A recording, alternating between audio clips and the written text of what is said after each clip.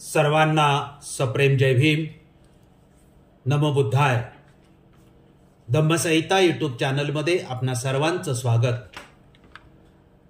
प्रबोधन पर्वाविषयी दोन शब्द.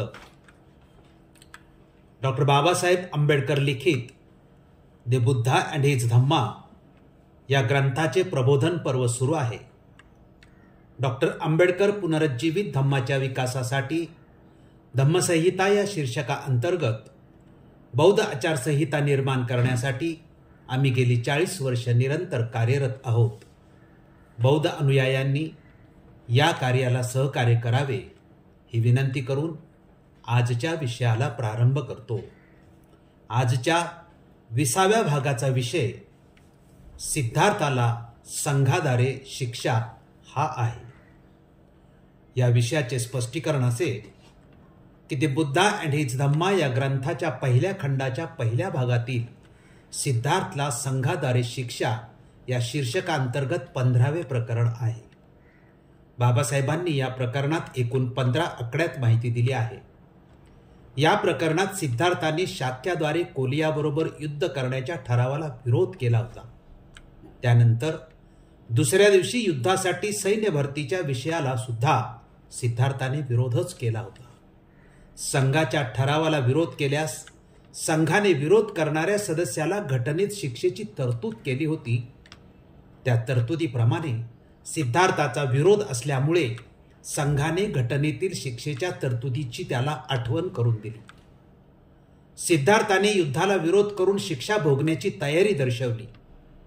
संघाच्या घटनेत शिक्षेच्या ज्या तरतुदी होत्या त्यातील एक तरतूद सिद्धार्थाला निवडण्यास सांगितली.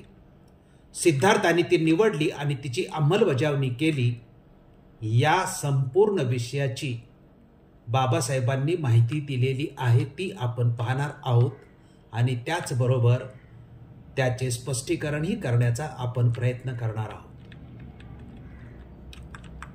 धम्मबंधू भगिनींना विनंती आहे की आपण आपल्या पवित्र धम्म ग्रंथातील माहितीचे स्पष्टीकरण ऐकत व पाहत आहात तेव्हा हे स्पष्टीकरण शांतपणे लक्ष देऊन ऐकावे व पाहावे.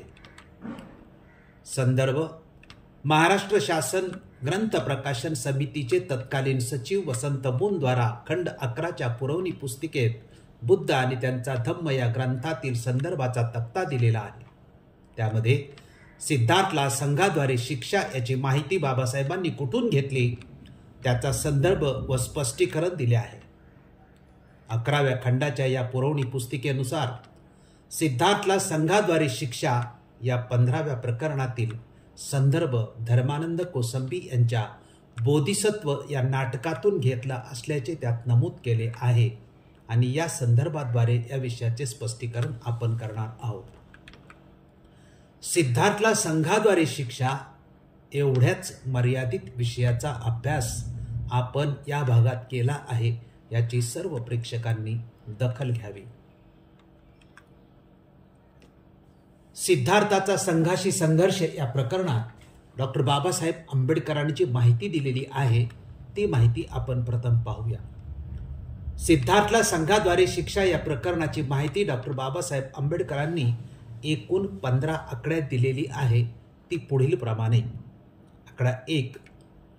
दुसरे दिवशी युद्धासाठी सैन्याची उभारणी करण्यासंबंधीच्या आपल्या योजनेचा संघाने विचार करावा म्हणून सेनापतीने शाक्य संघाची दुसरी सभा बोलावली.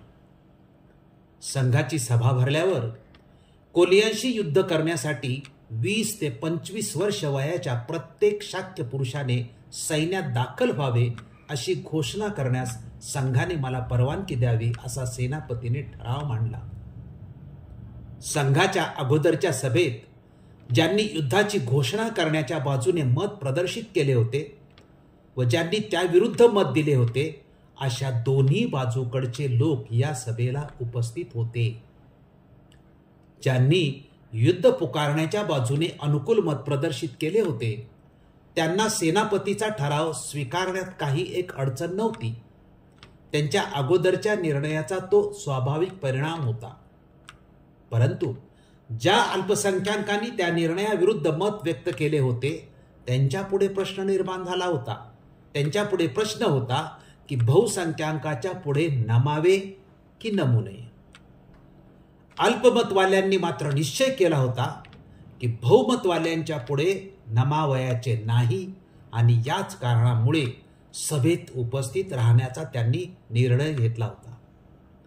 दुर्दैवाने त्यांच्यापैकी कुणालाही असे उघडपणे सांगण्याचे मनोधैर्य नव्हते. कदाचित त्यांना बहुमतवाल्यांना विरोध करण्यापासून होणाऱ्या परिणामांची जाणीव असावी.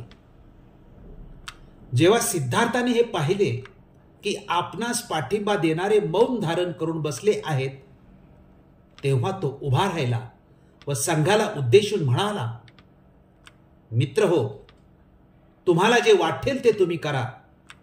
तुमच्या बाजूला बहुमत आहे, परंतु मला खेदाने म्हणावे लागत आहे की सैन्य भरतीच्या तुमच्या निर्णयाला मी विरोध करीन. मी तुमच्या सैन्यात दाखल होणार नाही आणि मी युद्धात भाग घेणार नाही. सिद्धार्थ गौतमाला उत्तर देताना सेनापतीने म्हटले की संघाचा सदस्य होताना तू घेतलेल्या शपथेची आठवण कर. तू त्यापैकी एका जरी शपथेचा भंग केलास तरी तुला लोकनिंदेला तोंड द्यावे लागेल.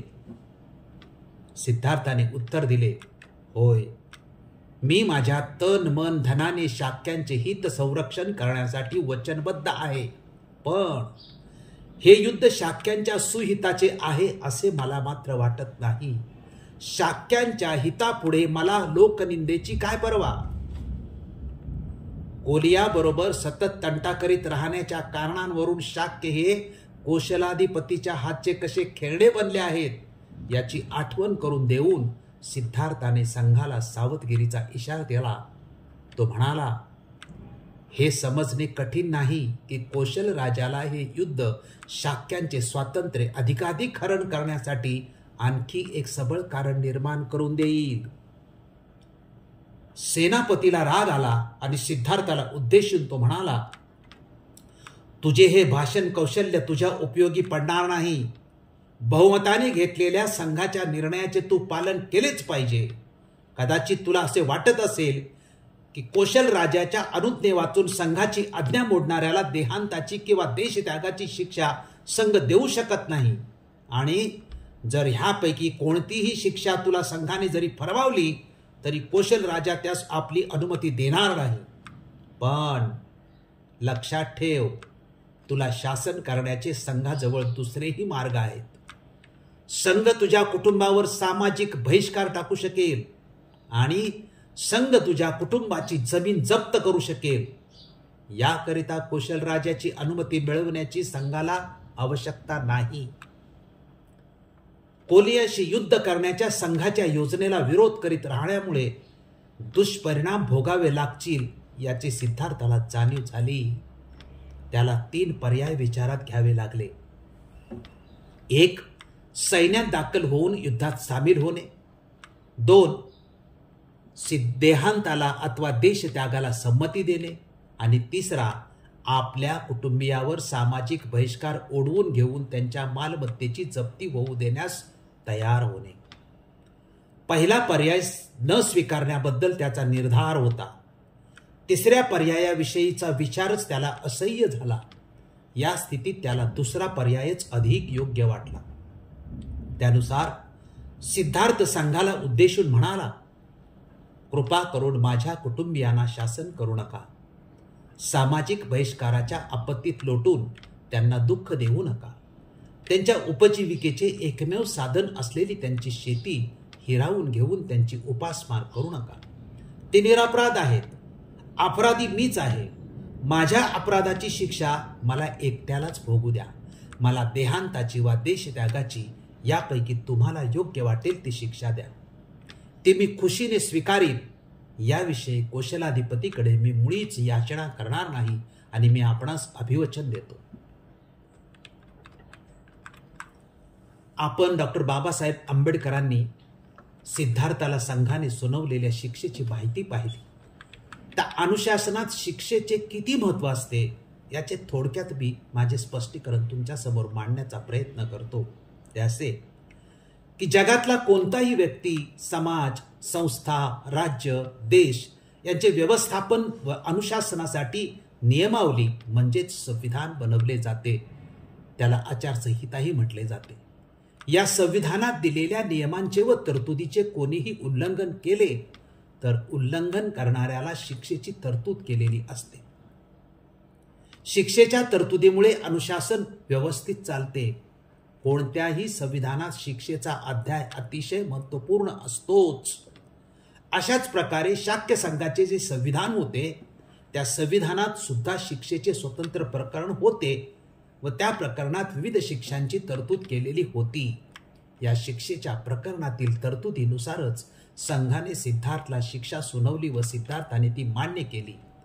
जर कोणत्याही संविधानात शिक्षेची तरतूद नसेल, शिक्षेची अंमलबजावणी करणारी न्यायव्यवस्थाच नसेल, तर त्या व्यक्ती, संस्था, समाज, राज्य व देश यांच्यात स्वैराचारी जीवन निर्माण होते. वाद व विपर्यास मोठ्या प्रमाणात वाढून अराजकाची परिस्थिती निर्माण होऊन ती संस्था, व्यक्ती, समाज, राज्य, देश आपले अस्तित्व हरवून बसतात आणि परिणामी गुलामीचे जीवन वाट्याला येते. एवढं शिक्षेचं आणि शिक्षाच्या अंमलबजावणी करणाऱ्या न्यायव्यवस्थेचं महत्त्व संविधानामध्ये असतं. संविधानात शिक्षेची तरतूद व त्यांच्या अंमलबजावणीची व्यवस्था असते म्हणून संविधानाचा धाक असतो. शिक्षेच्या भीतीने त्यातील नियमांचे काटेकोरपणे पालन केले जाते. समाजाचे जे संविधान असते त्याला आचारसंहिता पण म्हणतो. प्रत्येक समाजाची आपली स्वतःची आचारसंहिता असल्याचे आपल्याला आढळते. या आचारसंहितेला त्या समाजाची जीवन पद्धती असे सुद्धा म्हटले जाते. समाजाच्या आचारसंहितेमध्ये सामाजिक, धार्मिक व सांस्कृतिक या 3 क्षेत्रांचा प्रभाव असतो. भारतात प्रत्येक समाजाची आपली स्वतंत्र आचारसंहिता असल्याचे आढळते. परंतु 14 ऑक्टोबर 1956 साली ज्यांनी हिंदू धर्म व त्यांची आचारसंहिता सोडून बौद्ध धम्म स्वीकारला, या बौद्ध धम्म स्वीकारलेल्या करोडो बौद्ध अनुयायांचा बौद्ध समाज निर्माण करण्यासाठी डॉक्टर बाबासाहेब आंबेडकरांनी नियमावली तयार करणार होते. तसे त्यांनी जाहीरही केले होते. परंतु दीक्षेनंतर 53 दिवसात महापरिनिर्वाण झाल्यामुळे ही गोष्ट घडू शकली नाही. बाबासाहेबांनंतर झालेल्या प्रयत्नांना यश आले नाही. त्यामुळे 1956 पासून करोडो बौद्धानुयायांचा संविधानाअभावी बौद्ध समाज स्थापन न होता सर्वजण सामाजिक, धार्मिक, राजकीय व सांस्कृतिक क्षेत्रात विभक्त व विस्कळीत झाले आहेत आणि गेल्या 68 वर्षातील प्रवास हा सर्व स्तरावर गटातटात झालेला आहे. हे करोडो अनुयायी या देशात बौद्ध समाज अशी आपली ओळख निर्माण करू शकले नाहीत. हे वास्तव आहे. याची ओळख दलित समाज, मागासवर्गीय समाज, अनुसूचित जाती अशीच झालेली आहे. जोपर्यंत या करोडो लोकांना एकत्र ठेवण्यासाठी संविधान म्हणजेच आचारसंहिता निर्माण केली जाणार नाही तोपर्यंत या करोडो बौद्ध अनुयायांचे जीवन दिशाहीन, स्वैराचारी आणि वाद व विपर्यासात्मकच आत्तापर्यंत राहिले आहे व इथून पुढेही राहील. याच पार्श्वभूमीवर आम्ही करोडो बौद्ध अनुयायांचा बौद्ध समाज स्थापन करण्यासाठी सर्वांसाठी एकच आचारसंहिता असली पाहिजे ही भूमिका घेऊन 40 वर्ष निरंतरपणे कार्यरत आहोत. हा विषय आम्ही धम्मसंहिता या शीर्षकाअंतर्गत करीत आहोत. आम्ही धम्मसंहितेचा जो मसुदा तयार केला आहे त्यामध्ये शिक्षेचे प्रकरण दिले आहे. आम्ही जे शिक्षेचे प्रकरण व त्यातील तरतुदी प्रस्तावित केलेल्या आहे त्याचा आधार व आदर्श शाक्य संघातील शिक्षेच्या तरतुदी हा आहे. शाक्य संघाच्या जशाच्या तशा तरतुदी स्वीकारल्या नसल्या तरी आत्ताच्या काळातील परिस्थितीला अनुसरून आम्ही शिक्षेच्या तरतुदी प्रस्तावित केलेल्या आहेत. शाक्य संघातील शिक्षेच्या तरतुदी आम्ही प्रस्तावित केलेल्या तरतुदी यांचा तुलनात्मक अभ्यास या प्रकरणाच्या अनुषंगाने करण्याचा प्रयत्न केलेला आहे. सिद्धार्थाला संघाद्वारे शिक्षा हा विषय डॉक्टर बाबासाहेब आंबेडकरांनी 15 आकड्यात दिलेला आहे. या 15 आकड्यातून 8 मुद्दे चर्चेसाठी निर्माण होतात. ते म्हणजे 1. सैन्य भरतीची घोषणा. 2. युद्ध ठरावाच्या बाजूने मत देणाऱ्यांची भूमिका. 3. युद्ध ठरावाच्या विरोधात मत देणाऱ्यांची भूमिका. 4. सिद्धार्थाचा सैन्य भरतीला विरोध. 5वा मुद्दा सिद्धार्थाचे स्पष्टीकरण. 6वा मुद्दा ठरावाच्या विरोधकाला शासन करण्याचे संघाचे अधिकार व मार्ग. 7. शिक्षेचे 3 पर्याय.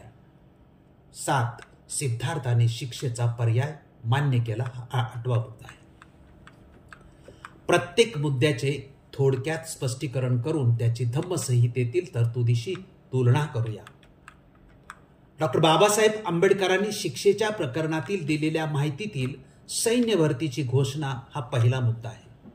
याचे स्पष्टीकरण असे की शाक्य संघाचा कोलियाबरोबर युद्ध करण्याचा ठराव मंजूर झाल्यानंतर दुसऱ्या दिवशी युद्धाची तयारी करण्यासाठी सेनापतीने शाक्य संघाची सभा बोलवली होती. या सभेत सेनापतीने ठराव मांडला की लढण्यासाठी सैन्य तयार करावे लागेल व त्यासाठी 20 ते 25 या वयोगटातील लोकांना सैन्यात भरती करण्याबाबत घोषणा करण्याची परवानगी मागण्याचा ठराव मांडला. युद्ध करण्याचा ठराव जरी मंजूर झाला असला तरी सैन्य तयार नव्हते ही गोष्ट स्पष्ट होते. सेनापतीला सर्व बाजूंनी युद्धाची तयारी करायची होती. हा पहिला मुद्दा डॉक्टर बाबासाहेब आंबेडकर मानतात.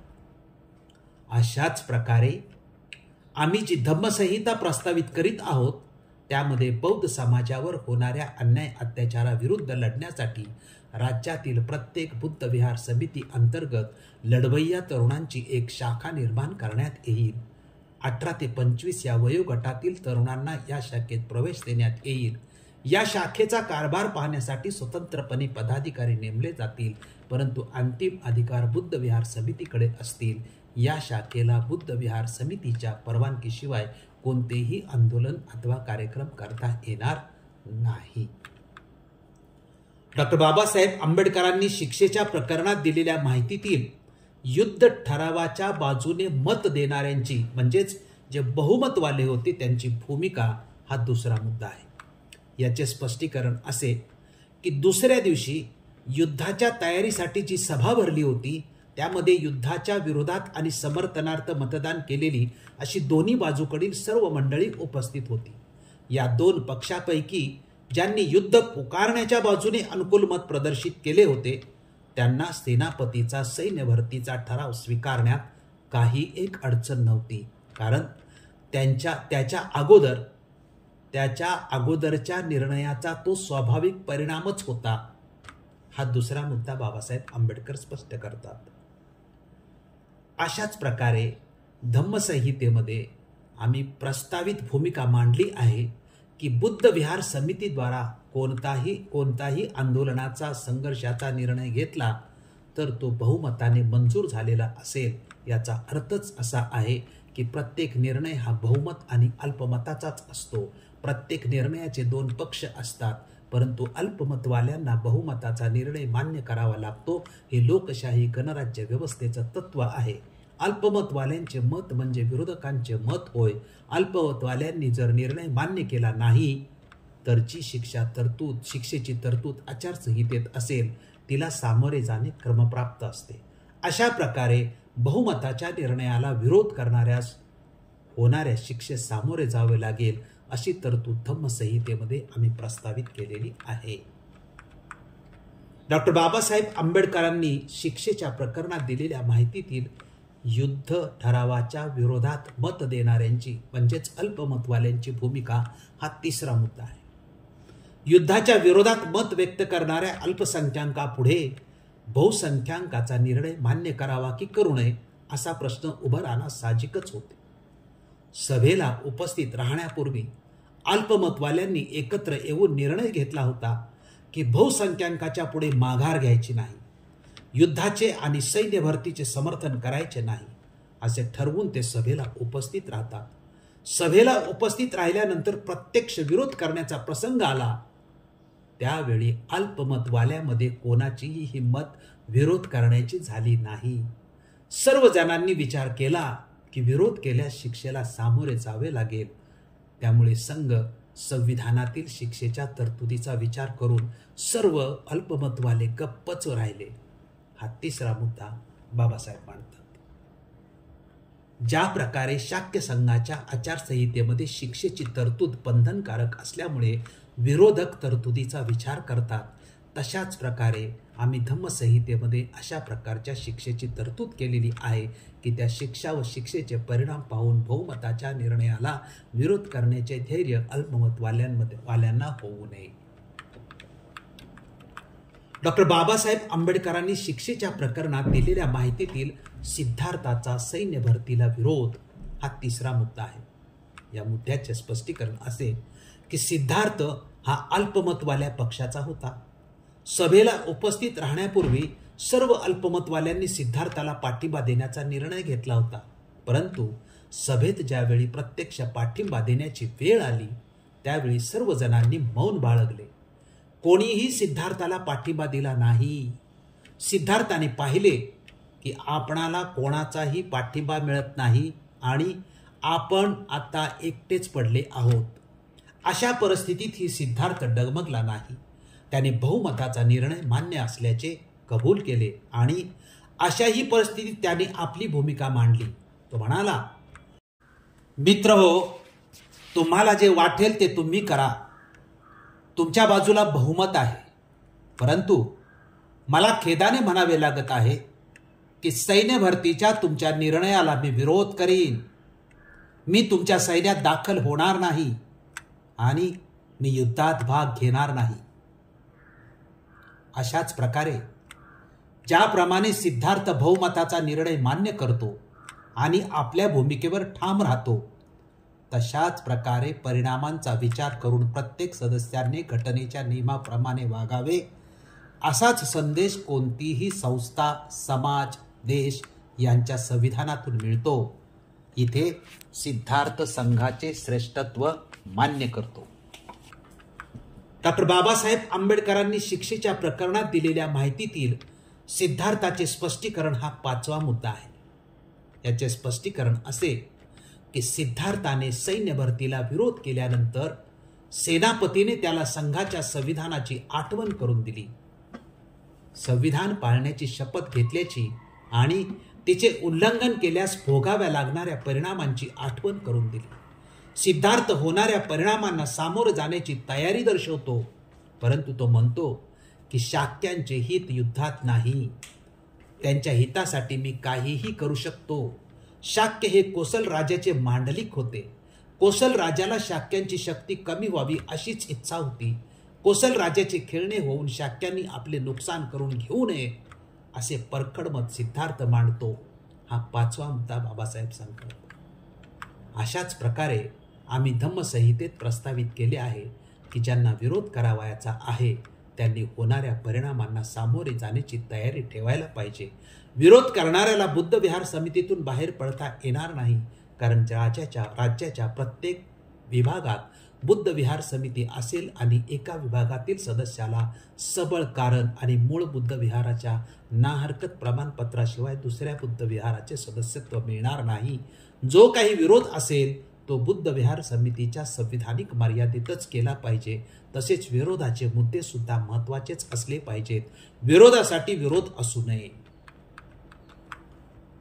डॉक्टर बाबासाहेब आंबेडकरांनी शिक्षेच्या प्रकरणात दिलेल्या माहितीतील ठरावाच्या विरोधकाला शासन करण्याचे संघाचे अधिकार व मार्ग हा पाचवा मुद्दा आहे. याचे स्पष्टीकरण असे की सिद्धार्थाने सैन्य भरतीच्या ठरावाला विरोध केल्यानंतर सेनापतीने त्याला सांगितले की तुला बहुमताच्या निर्णयाचे पालन करणे बंधनकारक आहे. तसेच शाक्य हे कोसल राजाचे मांडलिक असल्यामुळे कोसल राजाच्या परवानगीशिवाय संघाला शिक्षा करता येणार नाही असे वाटत असेल तर संघाकडे शिक्षा करण्याचे अनेक मार्ग आहेत. देहांतात्वा देशत्यागाची कडक शिक्षा संघाला देता येणार नाही असे वाटत असले तरी शासन करण्याचे अनेक मार्ग संघाकडे उपलब्ध असल्याचे सेनापतीने सांगितले. सामाजिक बहिष्कार, कुटुंबाची जमीन जप्त करण्याच्या शिक्षेला कोसल राजाची अनुमती लागत नाही. हा सहावा मुद्दा डॉक्टर बाबासाहेब आंबेडकर मांडतात. अशाच प्रकारे आम्ही धम्मसंहिता विषयात संकल्पना मांडली आहे की बुद्ध विहार समितीकडे विविध अधिकार असतील. कोणताही सदस्य कितीही विरोधात गेला तरी त्याला विहार समितीच्या नियमाप्रमाणे वागणे बंधनकारक असेल.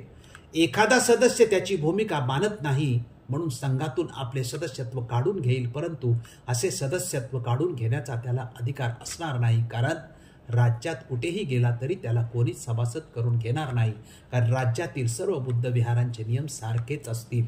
आणि सर्व बुद्धविहार समित्या विभाग, तालुका, जिल्हा व राज्य स्तरावरती एकमेकाशी संविधानिक नियमाने बांधलेल्या असतील. डॉक्टर बाबासाहेब आंबेडकरांनी शिक्षेच्या प्रकरणात दिलेल्या माहितीतील शिक्षेचे 3 पर्याय हा 7वा मुद्दा आहे. याचे स्पष्टीकरण असे की सिद्धार्थाने कोलियांशी युद्ध करणे व त्यासाठी सैन्य भरती करणे या दोन्ही ठरावाला विरोध केला. त्यामुळे त्याचा परिणाम म्हणून शाक्य संघ जी शिक्षा देईल ती भोगण्याचे बंधन होते. संघाच्या आचारसंहितेनुसार त्याच्यासमोर 3 प्रकारच्या शिक्षा होत्या. त्यापैकी एकाची निवड अथवा स्वीकार करण्याचे बंधन होते. म्हणजेच शिक्षेचे 3 पर्याय त्याच्यासमोर होते. ते 3 पर्याय म्हणजे 1. सैन्यात दाखल होऊन युद्धात सामील होणे, 2. देहांत शासनाला अथवा देशत्यागाला संमती देणे आणि 3. आपल्या कुटुंबियावर सामाजिक बहिष्कार उडवून घेऊन त्याच्या मालमत्तेची जप्ती होऊ देण्यास तयार होणे. शिक्षेच्या तरतुदीचा 7वा हा मुद्दा डॉक्टर बाबासाहेब आंबेडकर मांडतात. अशाच प्रकारे ज्याप्रमाणे शाक्य संघाची आचारसंहिता कडक होती व तिच्या शिक्षाही कडकच होत्या, त्याप्रमाणे आम्ही प्रस्तावित केलेल्या धम्मसंहितेमध्ये शिक्षेच्या तरतुदी एवढ्या कडक केलेल्या नाहीत. कारण आपल्या देशात अशी कडक शिक्षा करण्याचा अधिकार संविधानानुसार फक्त न्याय संस्थेला देण्यात आलेला आहे. मात्र सौम्य व इतर अनेक प्रकारच्या शिक्षा देण्याचे अधिकार समितीला कायद्यानुसार असतील. डॉक्टर बाबासाहेब आंबेडकरांनी शिक्षेच्या प्रकरणात दिलेल्या माहितीतील सिद्धार्थाने शिक्षेचा पर्याय मान्य केला हा 8वा मुद्दा आहे. याचे स्पष्टीकरण असे की सिद्धार्थाने शिक्षेचा पहिला पर्याय सैन्यात दाखल होऊन युद्धात सामील होणे हा अमान्य केला. तसेच 3रा पर्याय आपल्या कुटुंबियावर सामाजिक बहिष्कार उडवून घेऊन त्यांच्या मालमत्तेची जप्ती करणे हा सुद्धा अमान्य केला. अशा प्रकारे हे दोन्ही शिक्षेचे पर्याय सिद्धार्थाने नाकारले आणि पहिला व 3रा सोडून 2रा जो देहांत व देशत्यागाचा पर्याय त्याने स्वीकारला व संघाला त्याने सांगितले की या 2ऱ्या शिक्षेत 2 पर्याय होते. एक देहांत आणि 2रा देशत्याग. देहांत आणि देशत्याग या दोन्हीपैकी संघ जी शिक्षा देईल ती स्वीकारण्याचे कबूल केले. तसेच संघ जी शिक्षा करेल त्या बाबतीत मी संघाची कोणाकडेही तक्रार करणार नाही, तसेच अपीलही करणार नाही अशी कबुली दिली. सिद्धार्थाच्या या भूमिकेवर संघाने विचार विनिमय केला. देहांताची शिक्षा दिली तर कोसल राजाला कळेल आणि त्याला जाब द्यावा लागेल, म्हणून देहांताऐवजी संघाने सिद्धार्थाला देशत्यागाची शिक्षा दिली. ज्याप्रमाणे सिद्धार्थाने संघाच्या ठरावाला विरोध करून असहमती दर्शवली, परंतु संघाच्या निर्णयाविरुद्ध जाण्याची जी शिक्षा असेल ती भोगण्यास स्वीकृती दिली, अशाच प्रकारे बुद्धविहार समितीच्या प्रत्येक सदस्याने विहार समितीच्या निर्णयाचा मान ठेवून वागले पाहिजे आणि बुद्धविहार समितीने केलेल्या शिक्षेला प्रत्येक सदस्याने सामोरे गेले पाहिजे. असे झाले तरच समितीत शिस्त राहील, कोणाचीही मक्तेदारी निर्माण होणार नाही. सिद्धार्थाला संघाद्वारे शिक्षा या विषयातील सर्व मुद्द्यांचा अभ्यास केल्यानंतर अनुमान स्पष्ट होते की कोणतीही संस्था, समाज, राज्य, देश, व्यक्ती यांचे शिस्तीचे अथवा कारभाराचे नियम कितीही चांगले, नीतिवान, सुंदर व पवित्र असले तरी त्या पवित्र नियमांचे उल्लंघन झाले तर त्याला शिक्षा करण्याची तरतूद असली पाहिजे. तरच त्या नियमांचे संरक्षण होईल, त्याचे पावित्र्य राखले जाईल. जर शिक्षेची तरतूद नसेल तर ते नियम सक्तीचे न होता ऐच्छिक होतात. पाळले तरी ठीक आणि नाही पाळले तरी ठीक. शिक्षेची तरतूद नसेल तर स्वैराचार बोकाळतो, मनमानी कारभार वाढतो, मक्तेदारी वाढते, अराजक निर्माण होते व ती संस्था, समाज व देश आपले अस्तित्व हरवून बसतात. म्हणून कोणत्याही आचारसंहितेत शिक्षेच्या तरतुदीचे प्रकरण अतिशय महत्त्वाचे असते. त्याचा वचक सर्व सभासदांवर असतो. ज्याप्रमाणे शाक्य संघाच्या आचारसंहितेमध्ये शिक्षेची तरतूद सक्तीची व कडक होती, तशाच प्रकारे राज्यातील बौद्ध उपासक संघासाठी बुद्ध विहार केंद्रित आचारसंहिता निर्माण करून करोडो बौद्धांसाठी एकच आचारसंहिता असावी आणि त्यामध्ये शिक्षेच्या तरतुदीचे एक प्रकरण असावे, ही आमची भूमिका आहे. बाबासाहेबांनी अशी आचारसंहिता बनवण्याचे जाहीर केले होते, परंतु ती बनवू न शकल्यामुळे करोडो बौद्ध अनुयायी विस्कळीत आहेत, स्वैराचारी जीवन जगत आहेत हे वास्तव आहे. यासाठी आम्ही बौद्धांच्या आचारसंहितेच्या विषयावर धम्मसंहिता या शीर्षकांतर्गत गेली 40 वर्ष कार्यरत आहोत. या विषयाच्या अधिक माहितीसाठी ॲडव्होकेट दिलीप वाकडे यांची पुस्तके वाचावीत. अधिक माहितीसाठी जे संपर्क नंबर दिलेले आहेत त्यावरच फक्त संपर्क करावा. तसेच या विषयाचे व्हिडिओसुद्धा पाहावेत.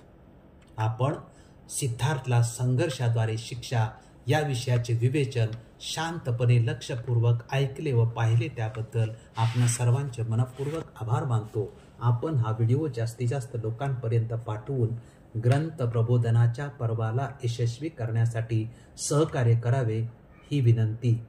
धन्यवाद. जय भीम, जय अशोक, जय बुद्ध, जय भारत. साधु साधु साधु.